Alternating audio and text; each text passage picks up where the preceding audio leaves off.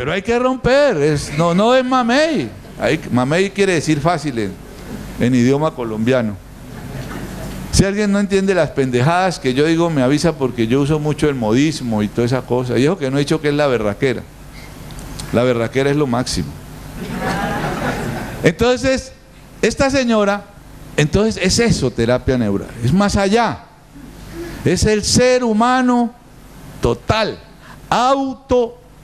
poniendo impulsos para que haya procesos eco-organizativos que no caben en modelos. Cuando veamos definiciones de salud que proponemos, también tocaremos eso. Entonces la señora era una señora flaquita, ya está así, y yo le preguntaba, ¿cómo sigue? Me decía mejor. La radiografía no daba que mejor, daba eso. Entonces con ella nos dimos la libertad. Mire, la relación médico-enfermo o enferma es la llavería. Llavería quiere decir ser compinches. ¿Cómo se dice aquí? ¿Llavería? Bueno, ser compinches. ¿Ser qué? La llave. Ser compinches entre el médico, el enfermo y la vida. Porque es eco-organización. Y la eco-organización no va únicamente a la calle contaminada de Buenos Aires, es todo el cosmos, es Andrómeda, todo eso, es eco, y lo vamos a ver desde el punto de vista cuántico, como esto que parece poesía no es poesía, esto es verdad. Esto tiene la vivencia, la experiencia y el conocimiento académico y todo eso, ¿ya? De modo que no crean que yo hablo mentiras ni que hablo metafóricamente, ya eso lo veremos. Bueno, esta señora iba mejor, ella, pero seguía eso. Nos dimos la posibilidad. Pasado unos meses, esa cosa fue desapareciendo. Pero primero ella se había mejorado, ella se había sentido mejor ella, ¿se dan cuenta? Que la forma de hacer conocimiento y evidencia se rompe. No es únicamente la forma clínica. Y allí tiene uno que romper y esperar y lanzarse a ver. Tuve una paciente, esta señora era hace muchos años, eso fue en el 83, y traigo estas historias porque son gente que uno conoce hace añitos. En 1983 llega la señora, en esa época no se hacía eso de densiometría o densitometría, bueno, como se llame, sino que era la física, radiografía, y entonces tenía el diagnóstico de osteoporosis. A la señora ya no le podían poner el pato por el dolor que daba. Esta señora tenía una característica social, era suegra del jefe de cirugía de la Universidad del Cauca, donde yo había salido. Entonces llego y dije, con que sos la suegra, y él era compañero mío, con que sos la suegra de Bernardo Salazar, ¿no? Pues vas a ver que te vas a mejorar de esa osteoporosis. Es que yo he sido un bestia, sigo siendo bestia, duro, ortodoxo, cabeciduro, no crean. Siempre la gente dice, no, es que ese Payán es un maestro, ¿qué va? Es un tipo que la ha cagado 228.000 millones de veces, pero se ha dado cuenta de que la ha cagado, entonces ha buscado papelitos para limpiarse y para aprender. De modo que no es que ese es un maestro, el tipo levita todas las mañanas, ¿no? Él toma tinto, fuma cigarrillo, lo único que no come es cerdo ni camarones porque es alérgico, pero la caga, llora, tiene un mundo de tristeza, no tiene las angustias, todo eso. Porque ese es el otro error, que nosotros idealizamos el conocimiento. A mí a veces me da risa ver que alguien la ley de la gravedad, ¿cómo es? Newton, que Newton. ¿Y ustedes han leído la historia de Newton? Era un hijo de puta. Sí, odios profundos tenía. Era inglés. Y en esa época era la lucha entre ingleses y franceses tratando de dominar al mundo. Entonces las fórmulas de Newton iban sesgadas por una necesidad de poder. Y luchó muchos años contra el presidente de una asociación de esa francesa, hasta que se montó el tipo de presidente de eso y barrió al otro pendejo. Entonces yo digo, no, es que uno lee un libro o oye a Payán y dice, no, ese tipo es un sabio. Que va lleno de odios, de angustias, de llanto, de tristeza, de contradicciones profundas, grandísimas. Y eso es lo que yo quiero compartir con ustedes. De modo que frescos y frescas. Entonces llega la viejita. Digo, con que suegra de Bernardo Salazar, carajo. Y le pongo, malintencionado el hombre, total. Y le pongo agujas, y a pesar de mi mala intención, de mi mala leche, de mi corrupción, de mi corrompiciña y deslealtad, esa señora se mejora. A pesar de eso. Miren eso, es que eso es así. Comienza a caminar. Bueno, entonces digo yo, radiografía para demostrarle a Bernardo que se curó. Eso. No había salido de ahí yo. Y la viejita camina. Me informan la radiografía, estaba peor. El radiólogo me informa un síndrome de no sé qué carajo que habían descubierto en esa época. Mierda, digo, está peor. No se la mando donde Bernardo todavía. Y la vieja andaba, oiga, andaba. Pero mire, ¿sí ven la trampa esa? Horrible trampa, a mí eso me enseñó mucho. Pasado un tiempo le vuelvo y le pido otra radiografía, peor. Y la señora andaba. Y me dice la hija, la esposa de mi compañero, que yo después, miren, a mí me da un dolor para adentro con esas pendejadas que uno hace de soberbia. Me dice, mira, Payancito, ¿cómo sería? Me decía, Payancito, no le pidas más radiografías a mi mamá, que cada vez que llega el informe, eso es un desastre, ella se pone peor. Porque ella dice que entonces se le van a quebrar los huesitos y no sé qué. Me acuerdo que esa noche dije yo, Payán, sos un imbécil, sos un bellaco. ¿Cómo se te ocurre hacer esto? No le volví a pedir radiografías. La viejita se murió como 15 años después, ya no de osteoporosis, sino de cualquier otra cosa. Pero uno aprende. Pero tienen que lanzarse de verdad para Dios. Esto es ruptura, pero a fondo. A fondo. Yo les quiero decir, la terapia neural para mí no ha sido un camino de rosas, porque uno pone un impulso con una agujota y a uno le dicen, ¿y qué va a pasar? Y uno dice, ni idea, mano. ¿Sí o no? Claro, porque voy a dar un impulso para producir una autoecoorganización. Entonces, ¿cómo voy a hablar de autoecoorganización si yo quiero que pase tal cosa? ¿O no? ¿Queda claro o no? Y así es. Y se los digo con franqueza.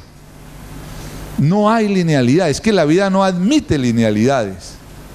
Los economistas me enseñaron una cosa muy chévere. Ellos me decían, mira, todo plan económico es perfecto hasta que no se aparezca el ser humano y se lo tire. Claro. Por ahí sufre un pendejo que se le ocurre comprar unas acciones y se tiró todo eso. Todo es perfecto en lo que va a pasar hasta que el paciente no hace su autoecoorganización. Y eso se lo juega, o yo me lo juego a fondo. Entonces de pronto uno pone, y vamos a ver algo de eso, uno pone un impulso a las 2 de la tarde y a las 10 de la noche el paciente lo llama, vea, tengo una fiebre impresionante, la cabeza se me va a estallar. Uno se asusta. Pero es que está haciendo un proceso autoecoorganizativo que es físico, es térmico, es entrópico. ¿Se entiende? Entonces a veces el paciente, para hacer su autoecoorganización, tiene que hacer un proceso febril. Eso lo saben los naturistas, lo saben los homeópatas, lo sabe todo el mundo. Tiene que hacer un proceso febril y uno ahí tiene que aguantarse. Y no crean que a mí se me ha olvidado que hay drogas para bajar la temperatura. A mí no se me ha olvidado eso. Ni que las infecciones, entre comillas, ya veremos, eso dan fiebre. Yo no creo eso ya, pero se los pongo ahí para no irles a atolondrar la cabeza.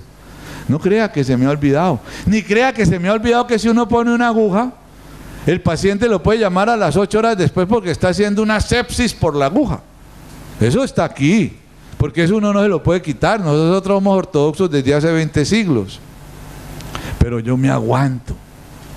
Y espero, y eso le pasa a Rubén, le pasa a Ricardo, si ustedes van a hacer terapia neural les va a pasar, porque la ruptura es a fondo, no es una ruptura superficial. Y entonces yo espero, hágase tal cosa, pañitos de agua tibia, y me llama mañana tempranito a las 7 de la mañana o a las 6.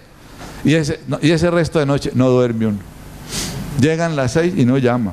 Entonces yo digo, ya veo en la ambulancia urgente al hospital. ¿Qué hizo Payán? Vea ese bestia, mire cómo la cagó, no sabe nada, la angustia.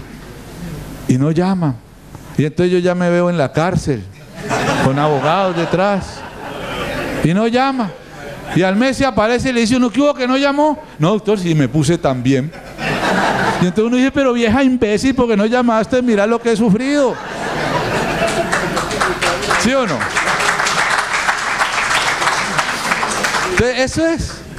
Yo por eso digo, la gente dice, doctor, es que usted tiene el cuello grueso. Y le digo, no, no es grueso. Es que mantengo las huevas aquí de los sustos que me pego todos los días. Pero esa es la vida. Porque a nosotros la vida nos la desterraron en la planeación. Nos la desterraron en los vademecum. Entonces hay que recuperarla con alegría. Pero no es un camino de rosas. No es un camino lineal. Porque la vida no es lineal. Eso lo sabemos todos, lo saben los físicos, los matemáticos, menos los médicos, que queremos esas linealidades. Entonces eso es a fondo, es sobao. Al compañero psiquiatra le cuento una historia. Una vez va a mi consulta una señora, periodista, freelance, pues de esos que andan buscando periodista. ¿Qué le pasa? Me dijo, no, hombre, unos miedos horribles. Unos miedos, me decía, pero es que me da miedo subirme a un taxi. Me da miedo el avión, me da miedo ir a entrevistar a un tipo, entonces mirá lo que eso significa. Y yo, ¿y de dónde acá? No, pues eso me apareció. Bueno, comenzamos, porque es que es una llave entre el otro y la vida. Andrómeda, todo eso está allí. Entonces comenzamos y bueno, uno con otro, más o menos, pues que me han calmado, que no sé qué.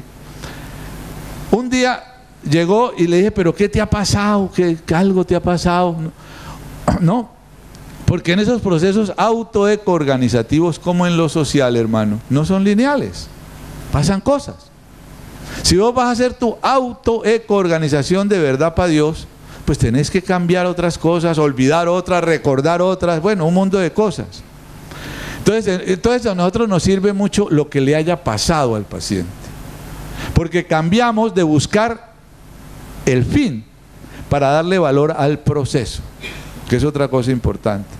Nosotros en medicina buscamos un fin, quitar la fiebre, quitar la infección, sacar el apéndice, sacar el mioma, es un fin. No nos importa el proceso. El proceso es que yo voy y se la quito. Mientras que aquí vamos a plantear otra cosa poco a poco, el proceso. Es en la autoeco-organización que una sociedad o una singularidad viva vive un proceso. ¿Se dan cuenta? No, aunque no se den cuenta, apunten lo que después lo aclaramos. Se vive un proceso.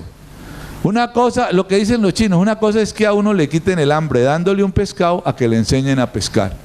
El proceso, que es algo que vamos a tener en cuenta, es importantísimo porque somos entes inteligentes que aprendemos y lo vamos a ver en la neurobiología y todo eso. Entonces esta señora, le digo, entonces uno busca en ese proceso autoorganizativo ¿qué aparece? El organismo recuerda a veces traumas, recuerda heridas, recuerda miedo, recuerda cosas hasta de niño que antes no se acordaba. Entonces ella me dice, no me ha pasado nada. Y yo con esa angustia, pues, aquí, y además era muy amiga y todo, ¿ves? Le dije, ¿pero qué te ha pasado? Me dijo, no. Me dice, hola, no, sí me acuerdo, me ha comenzado a doler un tobillo. Me acuerdo que era el tobillo derecho.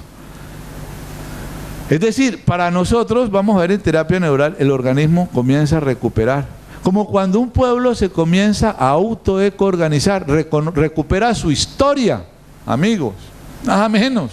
tiene que recuperar su historia para saber quién es. Eso es más o menos. Entonces me dice, me dolió el tobillo. Y le digo yo, contame del tobillo. Y mira la historia.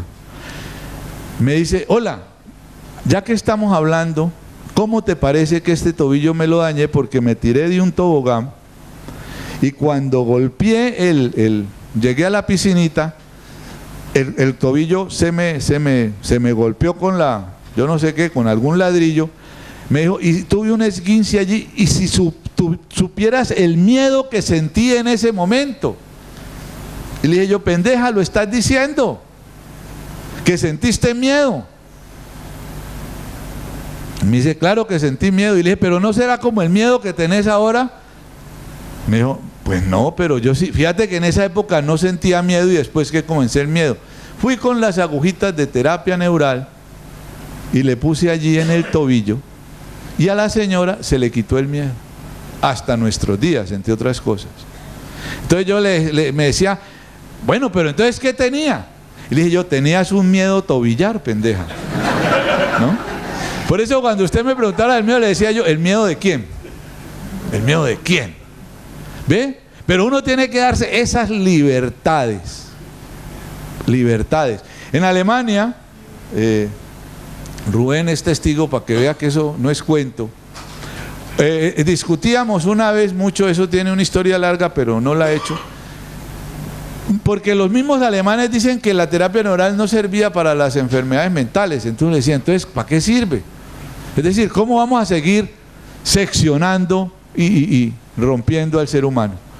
Bueno, se da la discusión y un tipo que era alemán o italiano, no recuerdo, que manejaba una cuestión de psiquiatría, el tipo era psiquiatra, nos dice que una vez le llega una paciente con diagnóstico de esquizofrenia y que él, hablando con ella, se le ocurre preguntarle por dónde le entra la esquizofrenia. Imagínense, ese estaba más loco que ella. Pero que le pregunta, señora, en una de esas, es que hay que darse la libertad de hablar sin protocolos.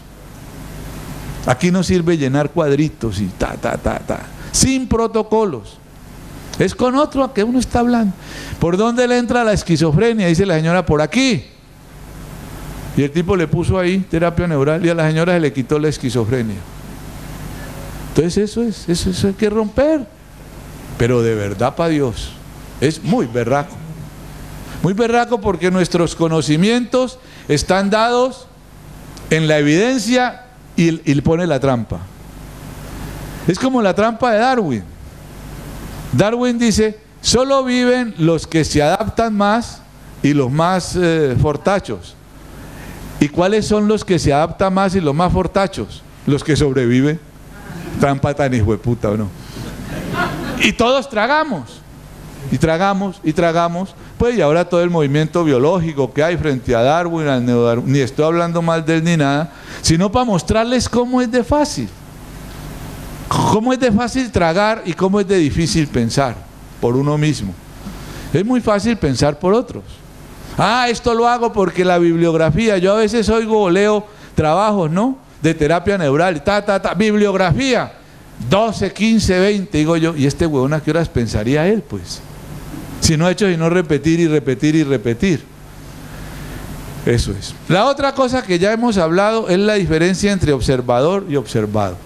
Pero quiero aquí recalcar, la dualidad en la vida es del observador. Lo observado es una unidad. Una historia para que no se nos olvide. Siempre me acuerdo, pues, cosas que a uno se le ocurren. Han escrito libros sobre la enfermedad y la antropología, enfermedad y sociología, enfermedad y cultura, enfermedad y biología, enfermedad y evolución, ¿no es cierto? Entonces es como dijeran, la gripa y la antropología, la gripa y la psicología, la gripa y la política, la gripa y la economía, ¿no es cierto? Encuentra uno eso. Pero cuando usted hace una gripa, mi reina, usted no dice, ahora de 8 a 10 la hago antropológica, de 10 a 12 va a ser sociológica, de 12 a 1 va a ser económica, de 3 a 5 la vuelvo capitalista y de 7 a 8 la vuelvo biológica. ¿Usted qué hace? Usted hace su gripa. Es decir, ¿qué está haciendo? Síntesis. ¿O no? Lo vital hace síntesis. El observador rompe y analiza para poder entender. El peligro es cuando eso que entendió, cuando eso que hizo para poder entender, lo volvió la realidad, hermano. Esa fue la trampa. Y en esa trampa tampoco podemos caer los de terapia neural, porque si no comenzamos a echarnos un cuento que nos lo creemos nosotros mismos y es parte de tu angustia y la comparto. No nos podemos creer el cuento, porque nuestra, sea la que sea la racionalidad, no nos da para entender todo. Yo estoy seguro que aquí estamos por la convocatoria de la farmacia. Yo estoy seguro que aquí estamos porque cada uno y cada una de ustedes quería estar. Aquí estamos porque alguien había hablado de Payán. Aquí estamos porque otro u otra le dijo que viniera, que esto era interesante. Pero aquí estamos también por Andrómeda. Aquí estamos porque hay una conspiración que permite que estemos. Y si no, veámonos, desde hace siglos esto estaba preparado. Desde que usted estudió la medicina que no le gusta, ya había posibilidades de esto. Pero yo no puedo decir, no, porque es que aquí estamos porque Andrómeda se sonríe con nosotros. Pero para uno analizar para uno entender tiene que analizar, ¿no es cierto? Aquí estamos porque me llegó una invitación de Marcelo, porque yo he sido paciente del fulano, porque tal o cual cosa, porque no creo en eso, porque tengo curiosidad. Pero esa no es la realidad. Esa es la explicación que damos. Y lleven esto al acto médico, que es más duro para nosotros. Porque uno llega la señora de la metástasis o la amiga del tobillo, y yo digo, se le quitó el miedo porque le puse las pápulas en el tobillo. Ese es un cuento que yo me he hecho. Porque hay proceso auto-eco-organizativo y de auto-eco-control donde juega todo en la vida. El electrón que se movió en Andrómeda. Recuerden que el batir de alas de una mariposa en Texas puede desencadenar una tormenta en el Polo Norte. Acuérdense, y eso no es poesía, eso lo vamos a ver que es verdad, por juego y danza de electrones. ¿Ya? Entonces yo tengo que explicar aquí que fue por lo del tobillo, pero no fue por lo del tobillo. Ese cuento no me lo puedo creer. Y fíjese que lo fácil que es caer uno en eso. Hay auto-eco-organización, con toda la palabra, con todo eso. Por eso yo digo, y lo digo de verdad para Dios, los médicos no curamos. Pero tampoco somos unos irresponsables, no podemos ser irresponsables, porque aunque no depende de nosotros esos, sí estamos metidos en el accionar. Tan importante como el electrón que se mueve en Andrómeda, como lo vamos a ver. ¿Queda claro? Entonces en el observador es que está la dualidad, porque es el que tiene que analizar, tiene que excluir para poder entender. Pero ¿cuál es la ventaja de nosotros?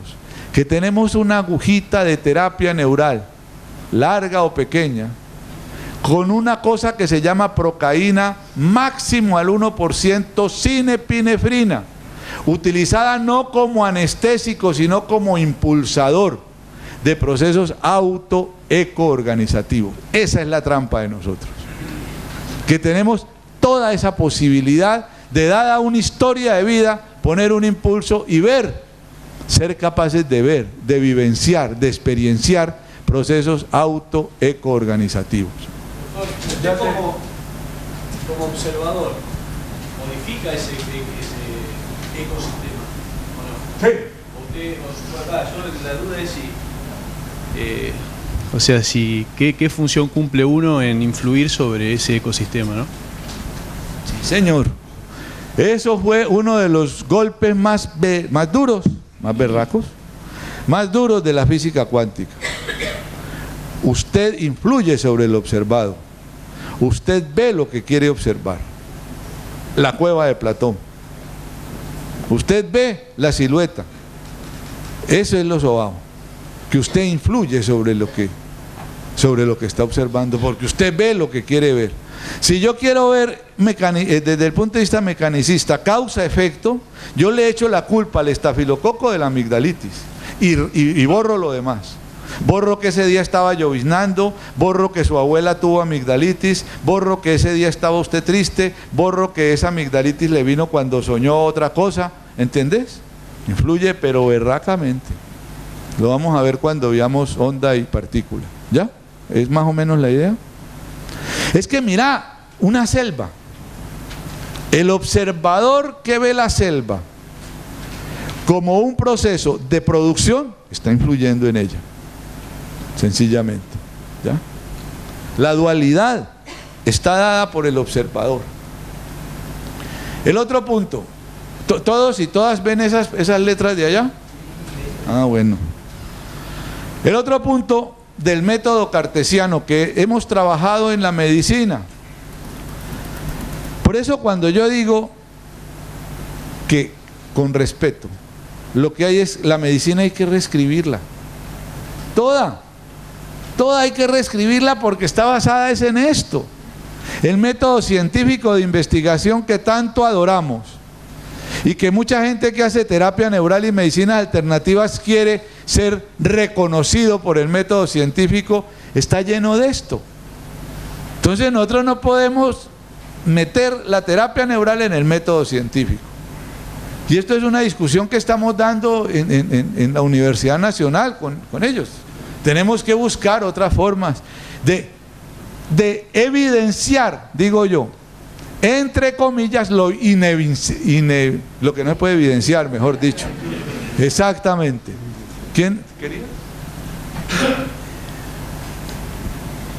Sí, digamos, el pensamiento incluyente también debería incluir al método científico, aunque modificándolo, haciéndolo más flexible para este tipo de investigaciones o de evidencias, y así queremos llamarlo también debería incluirlo, me parece, no creo, digamos, que sea excluyente en esto. Y respecto a otra cuestión, cuando se habla... Sí. Modificándolo. Sí, ahí estoy tomando una palabra de Naomar Almeida Filo, que es un epidemiólogo brasileño, que él habla de la epidemiología cualitativa.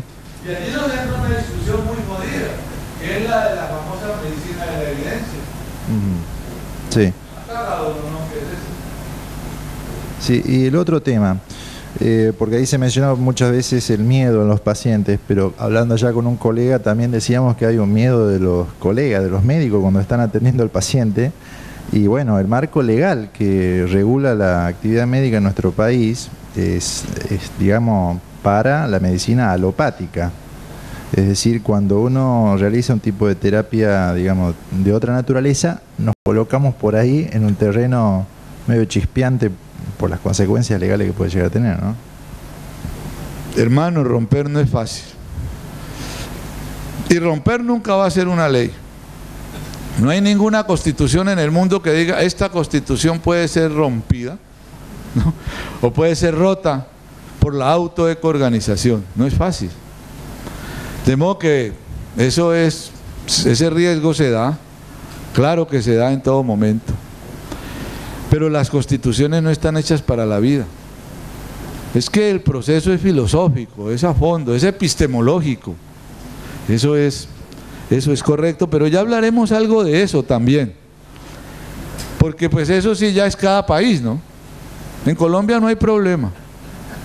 Porque en Colombia dicen que el médico cirujano debe hacer lo que crea que le sirve al paciente. Entonces, no hay problema, ya es la otra discusión, pero eso sí, claro, cada cosa. El otro precepto, dividir, de esto ya hemos hablado también. Dividir cada una de las dificultades que se examina en tantas partes como fuera posible. ¿Eso es qué es? ¿Cómo? Descuartizar. Que pongámoslo a analizar, ¿no? Así para no, pero es descuartizar, ¿no es cierto? Es romper, es mandar. Hombre, no les da mucha pena eso, hombre. Que nuestra visión del enfermo, de la raza humana, sea una visión analítica, descuartizadora.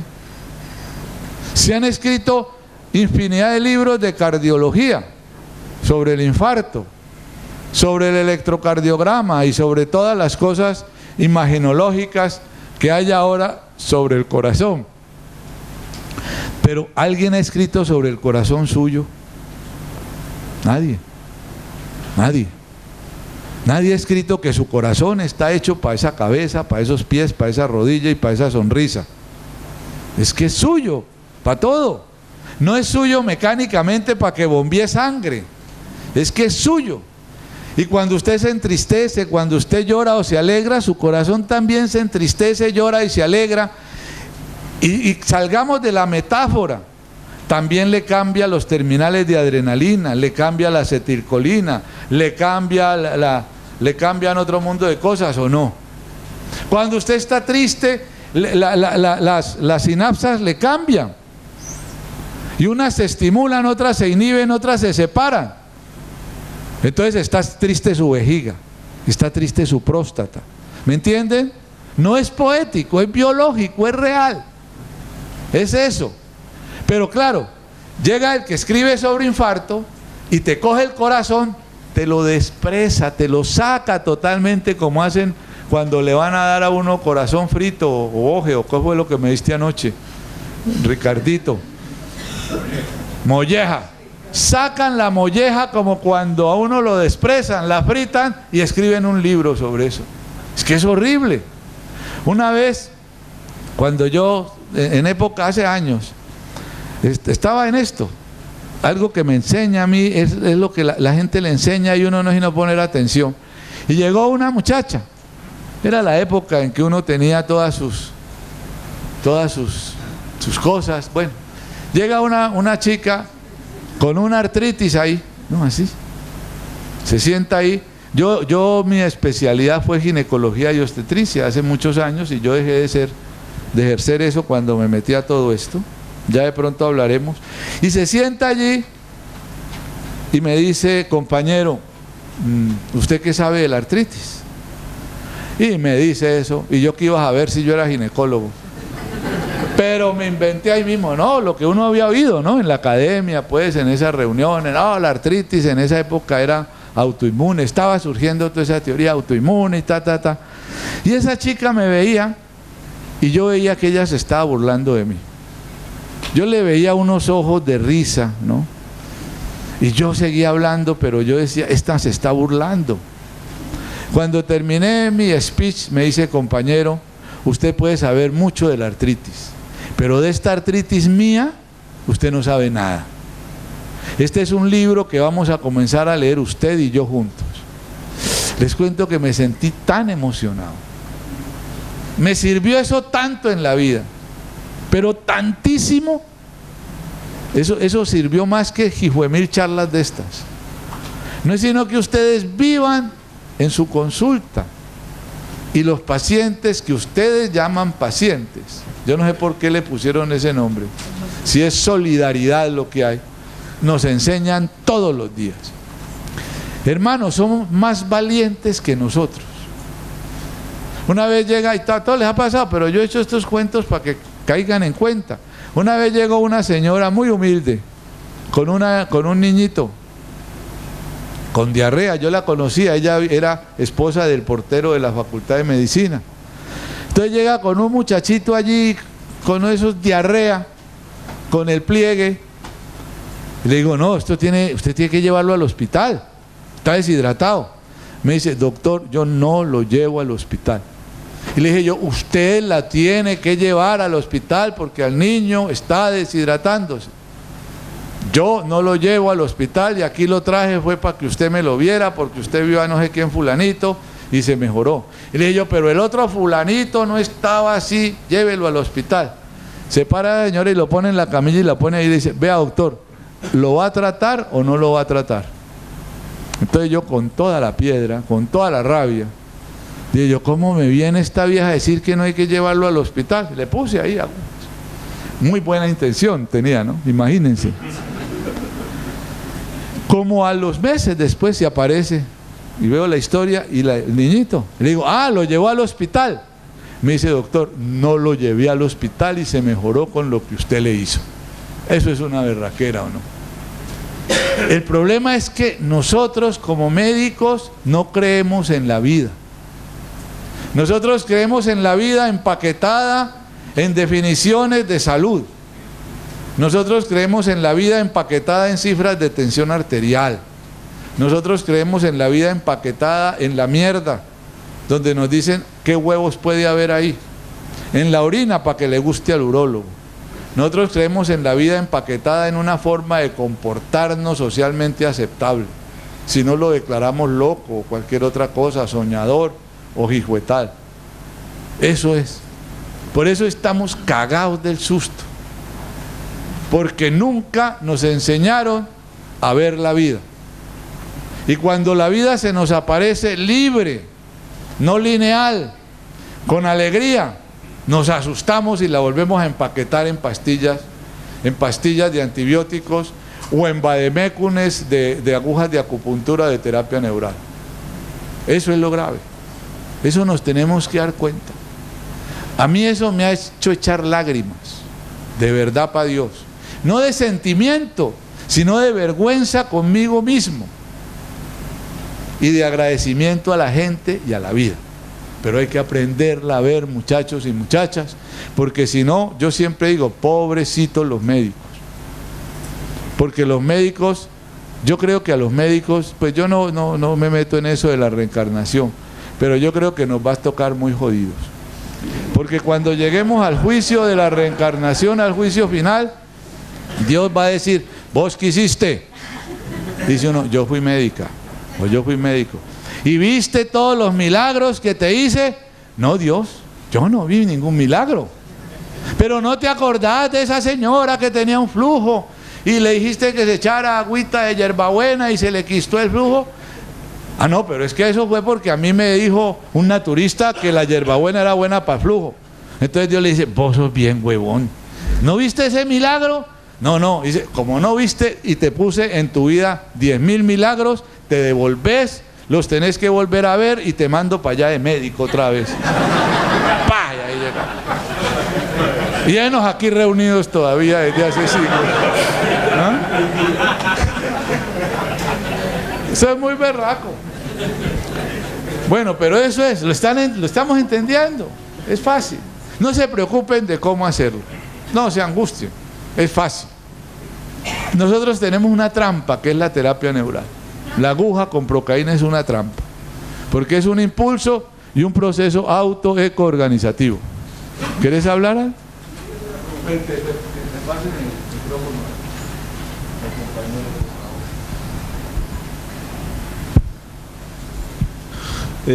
Doctor, disculpe la pregunta, yo no sé cómo... A mí me pasa un poco como el cirujano, yo soy traumatólogo. Esto yo lo vengo aprendiendo hace pocos meses y hay cosas que no lo entiendo, pero ¿cómo yo trato desde la terapia neural, cómo trato una fractura expuesta? Ah, no. Ah. A lo que hemos vuelto. Si me cae una cosa de esa. Ah. ¿Y por qué es diferente una apendicitis? Enséñeme. Claro. Yo le voy a contar. Hay una tribu australiana que las fracturas expuestas las trata por unas plantas. Yo no sé. ¿Ah? Sí.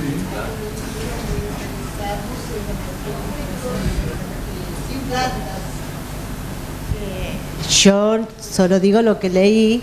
Hay un libro de Marlowe, se llama la escritora, que cuenta que fue llevada al interior del...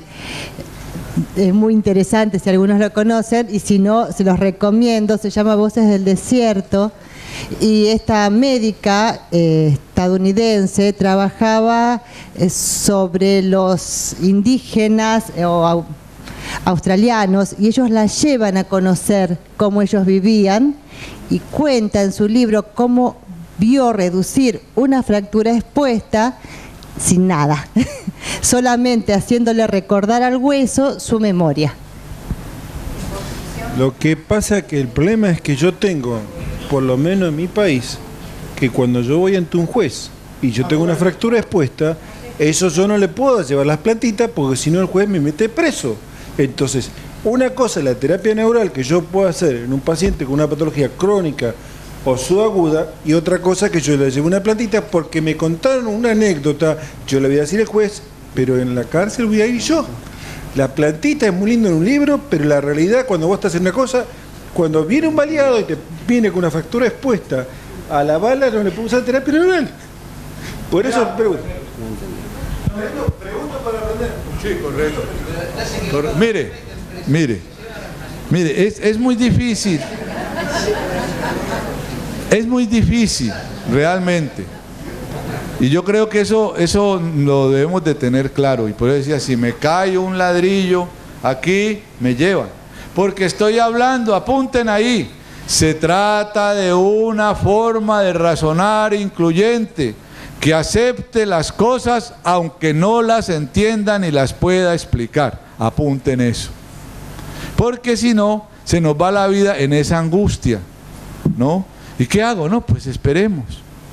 Yo tendría que decirle, hay muchas cosas. ¿En qué parte fue la fractura expuesta? ¿Fue en el desierto? ¿Fue aquí en la ciudad? ¿Fue en un campo donde uno tiene que a 10 o 15 horas del próximo centro de salud? Todo eso. Ahora que lo meten en la cárcel, pues bueno. Hay un señor, y le recomiendo, hay un señor que escribió un libro que se llamaba Las enseñanzas de Don Juan, y muchos, Castaneda. Don Juan dice una cosa para que no nos olvidemos. Usted, y yo la sigo, dice Don Juan, usted en la vida debe de seguir el camino que tiene corazón. Ese camino que tiene corazón lo puede llevar a la muerte, lo puede llevar al desprestigio, pero camínelo, camínelo. Si usted cree que a la fractura expuesta en sus manos tiene que operarla, pues opérela. Usted no tiene que rendirnos cuentas a ninguno, opérela. Pero si de pronto usted se encuentra con una señora que estuvo con la señora que escribió el libro y está en Australia y le dice, mírele que poniendo esto o haciendo esto, y usted cree, pues hágalo, a ver qué pasa. Eso es. No hay, pues, es que no hay dogmas, no hay dogmas. Ahora yo sí le digo, a mí, si me llega un señor con un dolor en la rodilla y dicen que es una artritis y lo van a operar, pues yo le hago a ver qué pasa. Eso no excluye que él de pronto tenga que ir donde un reumatólogo, no lo excluye, pero yo lo hago a ver qué pasa. No hay, ¿entiende? Es que es la libertad, es el no dogma. Yo siempre le digo a los colegas cuando iban a mi consultorio, cuando tenía, y lo digo en las charlas, en los cursos, le digo, aquí ustedes no vienen a aprender a hacer lo que Payán dice, porque entonces estarían en contra mía, ahí sí me emberracaría. Eso pues de que lo hago porque Payán dijo me parece una idiotez, y eso yo no lo he dicho. Yo digo, coja su camino y empiece de ahí para allá. Hágalo. Pero que conste que sí hay algo que les digo. Hay muchas otras formas de poder relacionarme con el proceso salud, enfermedad y muerte diferentes a las que están en los libros de medicina ortodoxa. Eso sí les digo. Y es una maldición que aquí se las tiro. Porque aquí uno sale y entonces, migraña, ay mismo papá, la pastilla, yo no sé qué pastilla se manda. Pero allí les horadará en el cerebro que ustedes están siendo excluyentes, que no están permitiendo autoeco-organización. ¿Quién iba?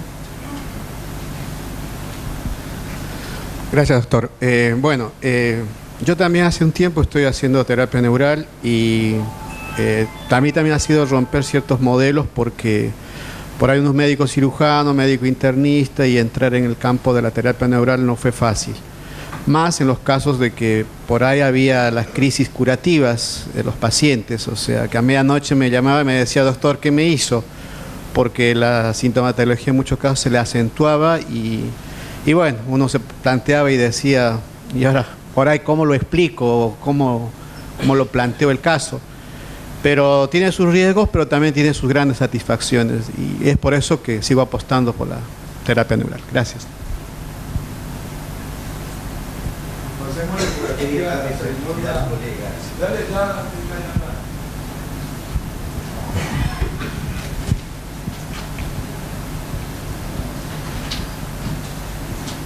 Yo interpreto la angustia del colega del traumatólogo. Yo soy cardiólogo y entiendo la situación de él porque uno se encuentra en situaciones extremas de vida o muerte. ¿Los escucha? Hola. Entonces yo entiendo la angustia de él. ¿Y por qué no adoptar una posición ecléctica? De acuerdo, hay que pensar, cada uno piensa. Uno toma la responsabilidad del paciente. Yo hago lo que a mi criterio tengo que hacer en ese momento, pero trato de aprovechar las nuevas cosas para no joderlo con medicamentos. Entonces, por ejemplo, hay pacientes muy simples de 80 años que le dicen, si no te operas de una intervención quirúrgica ya te morís. Y ya pasaron 10 años y el paciente no se murió, pero no me quedé con los brazos cruzados. Hice lo que tenía que hacer, con la angustia lógica. Y si se me muere, pero mientras tanto aproveché todas las cosas alternativas que fui aprendiendo. Sí. Una posición ecléctica sería ideal. Yo quería contestarte algo a vos. Yo soy kinesiólogo quiropráctico. A mí me parece que hay una sutil diferencia, pero importante, entre que te aparezca un paciente con una fractura expuesta y que no es una fractura expuesta, es un paciente que se fracturó en un momento determinado de su vida y que no es igual a otra fractura expuesta. Y si vos, con tu imposición de mano, se la metés adentro y lo curás, no te va a denunciar nunca. ¿Entendés? El tema de la ley no está en lo que se permite legalmente o no. Ningún paciente, salvo que sea un mal nacido, que sea un buscador de juicios, te va a enjuiciar por algo donde no le hiciste mal. Y si te enjuicia lo va a perder porque no le hiciste mal. Si vos esa fractura expuesta se la curás con el corazón o con el sentimiento y se la curás en serio y camina, que le vaya a contar al juez. El tema está en que no hay enfermedades, hay pacientes, hay gente que sufre. Es cierto de que lo importante es quitar el miedo del paciente. Porque dice, si no te operaste morís, y el miedo, pánico ya lo mataron con eso. Han pasado 10 años y vive todavía, no se operó. Bien, allí hay mucha... ¿Ah? ¿Quién?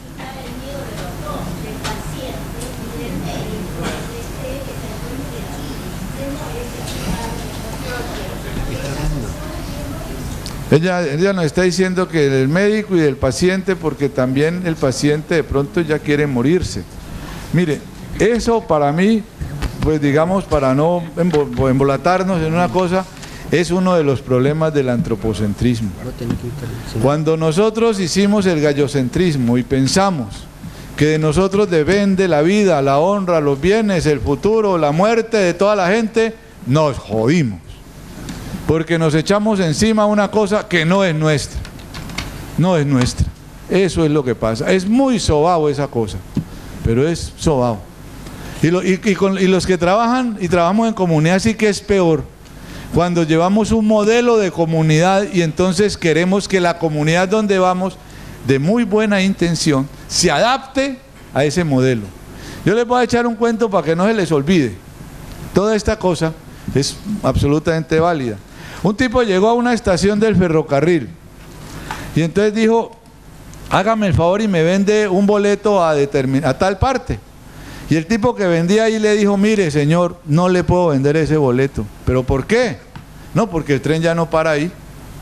Eso hace tiempo, o sea, eso es un villorrio ahí no para ni el tren. El tipo, no, pero tengo que ir. En eso llegó el tren. Y le dijo el señor, mire, ahí llegó el tren y el maquinista, háblese con el maquinista. El pisco habla con el maquinista le dice, no, efectivamente allí no para el tren, eso ahí está prohibido parar, pero pues yo le puedo hacer el favor, estando usted tan angustiado, con tanto miedo y todo eso, yo le hago el favor, entonces véngase conmigo en la locomotora, cuando el tren vaya llegando allá, yo le aviso, le mermo al tren, pero no paro, entonces usted se tira del tren y corre eso sí al lado del tren y ahí se queda. Ah, bueno. Iban llegando, ya vamos llegando, le merma a la locomotora, entonces el tipo se baja y se va corriendo al lado del tren. Unos 10 vagones atrás venía el otro maquinista que no sabía ese trato que habían hecho. Entonces cuando el otro maquinista ve a este señor corriendo al lado del tren, dice, uy, pobrecito ese señor, debe ser que quiere coger el tren y como aquí no para, entonces lo cogió, lo cargó y lo subió otra vez al tren. Es una acción muy bien intencionada, pero nada iluminada. Mi colega, el de la orina, cuando decía no me gusta tu orina, quería subir al otro al tren de su orina, de su modelo, muy bien intencionado. Y para eso te doy antibióticos y todo, pero nada iluminado, que es el diálogo con el otro. Ahora, uno no le puede decir, ¿estás feliz orinando así? Pues tú dices, no, doctor, que feliz, pero si mire que me arde, cada vez que voy a orinar lloro. Y todo eso, lógico, no es coger estos extremos. Pero sí usted, ¿por qué? En vez de decirle, te voy a quitar el dolor de orina, no piensa de otra manera. Y dice, hombre, tu organismo es un sistema, como decía Rubén en la inauguración, y lo vamos a ver científicamente, con toda la capacidad biológica, neurobiológica, cuántica, con teorías del caos, cibernética, de organizarte. Entonces aquí te pongo este impulso para que hagas tu proceso de organización de una manera menos lesiva para tu propio organismo. Eso es terapia neural. Así de fácil, y ojalá lo hayan anotado y lo hayan grabado. Así de fácil. Son procesos organizativos de verdad para Dios, y se la juega uno allí todo. Pero es eso. Pero tiene que estar la intencionalidad iluminada, no la intencionalidad de meter al otro siempre en el carril. Eso es. De allí para allá, bueno, muchas cosas. Se me ocurre un chiste. Queremos autoorganizarnos, pero sin cambiar muchas veces. Ese es el verdadero problema. Yo soy psicóloga, escucho voces todo el rato. Nos dicen, quiero cambiar, pero en verdad no queremos cambiar. Eso es duro. Eso es cierto. Es muy duro. Hacer terapia neural con Vademecum es muy fácil. Y da platica. Porque claro, lo que decía Mao Zedong, el pez se pesca con lo que más le gusta. Y como todos somos mecanicistas y andamos buscando Vademecum, montemos un curso de terapia neural y psicología y decimos, para la tristeza, cuero cabelludo, supraorbitario, y léase tal libro. Usted y yo, y montamos un negocio impresionante y se nos llena. Eso es correcto lo que usted dice. Ese es. ¿Perdón?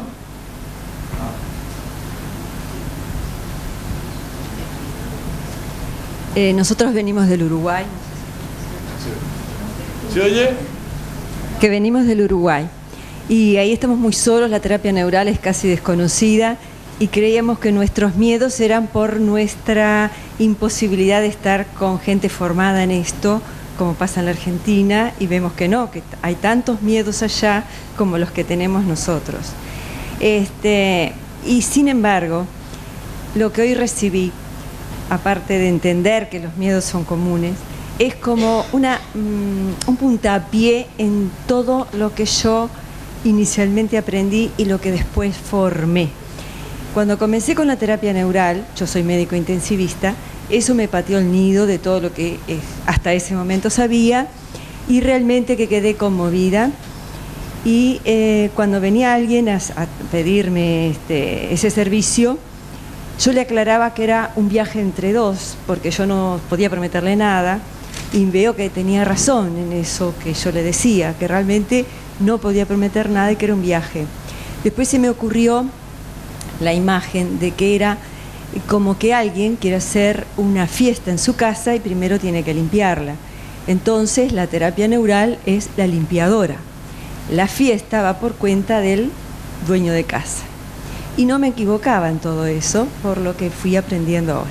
Pasado el tiempo, el pensamiento mecanicista me volvió a invadir sin yo ser consciente, a tal punto que estas hojas, la primera hoja puse a ver si alguien me podía responder a las preguntas que tengo. ¿Qué hago con un Hashimoto? ¿Qué hago con un tumor de vejiga? ¿Qué hago con una enfermedad autoinmune? Entonces, gracias a Dios, esto lo puedo tachar y hacer una segunda enseñanza de aquellos primeros tiempos frescos que yo no estaba errada y que volví a lo antiguo, a lo que ya tenía, digamos, con más años de formación, de formada. Bien. Oh.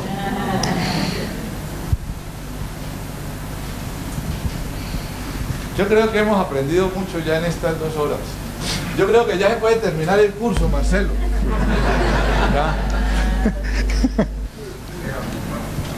Pero todo eso es. Y eso hay que dejarlo salir. Hay que dejarlo salir. ¿Qué carajo? Aunque le parezca absurdo.